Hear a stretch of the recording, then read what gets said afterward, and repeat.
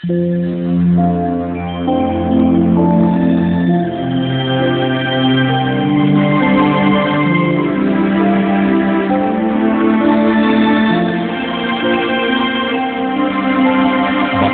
ang bumabasa at ang nangakikinig ng mga salita ng hula at tumutupad ng mga bagay na nasusulat doon, sapagkat ang panahoy malapit na.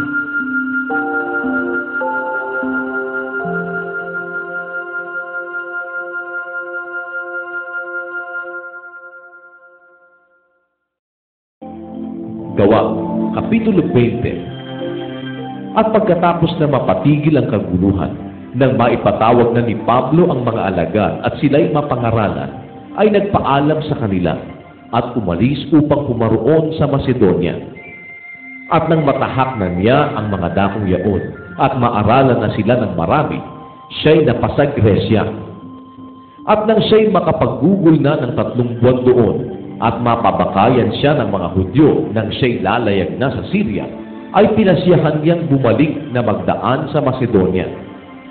At siya'y sinamahan hanggang sa Asya ni Sopatro na taga-Berea na anak ni Piro at ng mga taga-Tesalonikang si Aristarco at si Segundo at ni Gayo na taga-Derbe at ni Timoteo at ng mga taga-Asyang si Tikiko at si Trofimo. Datapwat na nga una ang mga ito at hinintay kami sa Troas.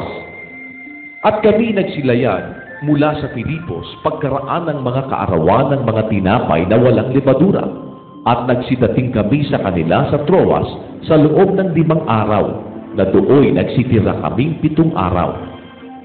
At ng unang araw ng Sanlinggo, nang kami nangagkakapisan upang pagputol-putulin ang tinapay, si Pablo ay nangaral sa kanila na nag-aakalang umalis sa kinabukasan, at tumagal ang kanyang pananalita hanggang sa hating gabi.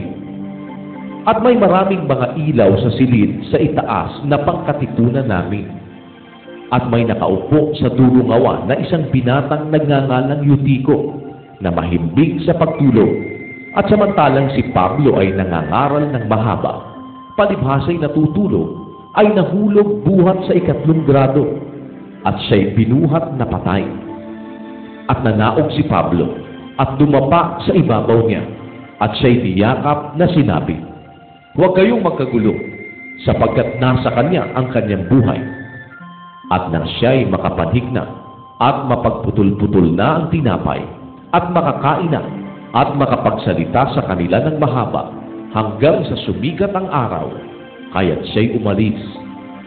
At kanilang dinalang buhay ang binata, at hindi kakaunti ang kanilang pagkaaliw. Datapwat kami na nangauna sa daong ay nagsilayag na patungong Ason, na doon namin inaakalang ilulan si Pablo, sapagkat gayon ang kanyang ipinasya na ninanasan niyang maglakad. At nang salubungin niya kami sa Ason, siya'y inilulan namin, at nagsiparoon kami sa Mitilene. At pagtulak namin doon, ay sumapit kami ng sumunod na araw sa tapat ng Chiyo. At ng kinabukasan ay nagsidaong kami sa Samo. At ng kinabukasan ay nagsirating kami sa Mileto. Sapagkat ipinasya ni Pablo na lampasan ang Efeso upang huwag na siyang magugol ng panahon sa Asya, sapagkat siya'y nagmamadali upang kung maaari ay dumating sa Jerusalem sa araw ng Pentecostes. At mula sa Mileto ay nagpasuko siya sa Efeso at ipinatawag ang mga matanda sa iglesia. At nang sila'y magsidating sa kanya, ay sinabi niya sa kanila, "Nalalaman ninyo na mula ng unang araw na ako'y tumungtong sa Asya, kung paano ang pakikisama ko sa inyo sa buong panahon, na ako'y naglilingkod sa Panginoon ng buong pagpapakumbaba ng isip at ng mga luha at ng mga pagsubok na dumating sa akin dahil sa mga pagbakay ng mga Hudyo. Kung paanong hindi ko ikinait na ipahayag sa inyo ang anumang bagay na pakikinabangan at hayag na itinuro sa inyo at sa mga bahay-bahay, na sinasaksihan ko sa mga Hudyo at gayon din sa mga Griego ang pagsisisi sa Diyos at ang pananampalataya sa ating Panginoong Hesukristo. At ngayon, narito, Ako na natataling sa Espiritu ay pasa sa Jerusalem, na hindi nalalaman ang mga bagay na mangyayari sa akin doon. Maliban na pinatotohanan sa akin ng Espiritu Santo sa bawat bayan, na sinasabing ang mga tanikala at ang mga kapighatian ay nagsisipag-antay sa akin. Datapot hindi ko minamahal ang aking buhay, na waring sa akin ay mahalaga. Maganap ko lamang ang aking katungkulan at ang ministeryong tinanggap ko sa Panginoong Hesus, na magpatotoo ng Ebanghelyo ng biyaya ng Diyos. At ngayon, narito, nalalaman ko na kayong lahat na aking nilibot na pinangaralan ng kaharian ay hindi na ninyo muling makikita pa ang aking mukha. Kaya nga pinatotohanan ko sa inyo sa araw na ito na ako'y malinis sa dugo ng lahat ng mga tao, sapagkat hindi ko ikinait ang pagsasaysay sa inyo ng buong kapasyahan ng Diyos.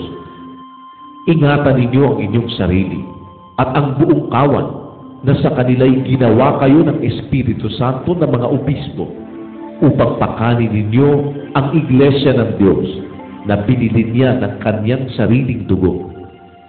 Aking talastas na pag-alis ko ay magsisipasok sa inyo ang mga ganit na lobo na hindi magpapatawad sa kawan, at magsisilitaw sa mga kasamahan din ninyo ang mga taong magsasalita ng mga bagay na masasama upang magdala ng mga alagad sa kanilang hulihan.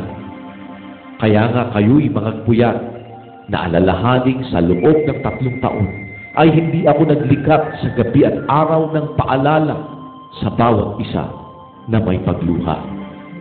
At ngayon ipinagtatagubilin ko kayo sa Diyos at sa salita ng kanyang biyaya na makapagpapatibay at makapagbibigay sa inyo ng mana sa kasamahan ng lahat ng mga pinapaging banal.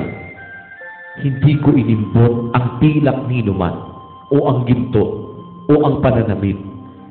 Nalalaman din ninyo na ang mga kamay na ito ay nangaglilingkod sa mga kinakailangan ko at sa aking mga kasamahan. Nagbigay halimbawa ako sa inyo sa lahat ng mga bagay na sa ganitong pagpapagal ay dapat kayong magsisaklolo sa mahihina at alalahanin ang mga salita ng Panginoong Hesus, na siya rin ang may sabi, lalo pang mapalad ang magbigay kaysa tumanggap. At nang makapagsalita na siya ng gayon, ay namigluhod siya at nanalangin kasama silang lahat.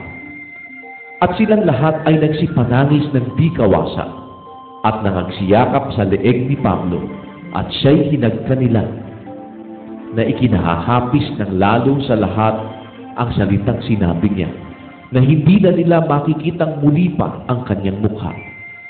At kanilang inihatid siya sa kanyang paglalakbay hanggang sa daong.